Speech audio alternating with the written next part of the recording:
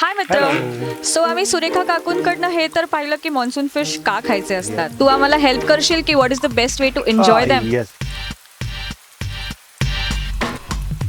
तो समजा तुम्हाला सुळे खायचे असतील तर बेस्ट वे टू इट सुळ्याची आमटी आणि भात. और आमच्याकडे एक स्पेशल प्रिपरेशन आहे ते आंबट तिखट की ज्याला रवा नको आहे आणि त्याला स्टार्टर पाहिजे. सो आंबट तिखट is the best preparation for सुळे. बांगडोशी जो दिसायला खूप छान आणि क्यूट दिसतो मासा, तो बांगडोशी मी सजेस्ट करेन तुम्हाला की तंदूरी किंवा फिश फ्राय प्रिपरेशन मध्ये तुम्ही घेऊ शकता. तांबोशी तसा म्हणाल तर तांबोशी हा वर्ल्ड फेमस फिश आहे. कॉन्टिनेंटल क्युझिन मध्ये त्याचं महत्व खूप जास्त आहे.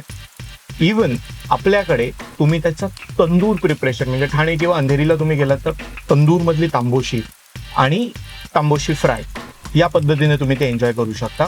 त्यानंतर राहिलं शेतकं. मी शेतकं म्हणजे लोकांना नेहमी म्हणतो, जे लोक मला सांगतात की मला पापलेट खायचं आहे, तुम्ही सांगतात इन्स्टेड ऑफ पापलेट तुम्ही शेतकं ट्राय करा. मला शेतकं खरं सांगू तर पापलेटपेक्षा खूप जास्त आवडतात.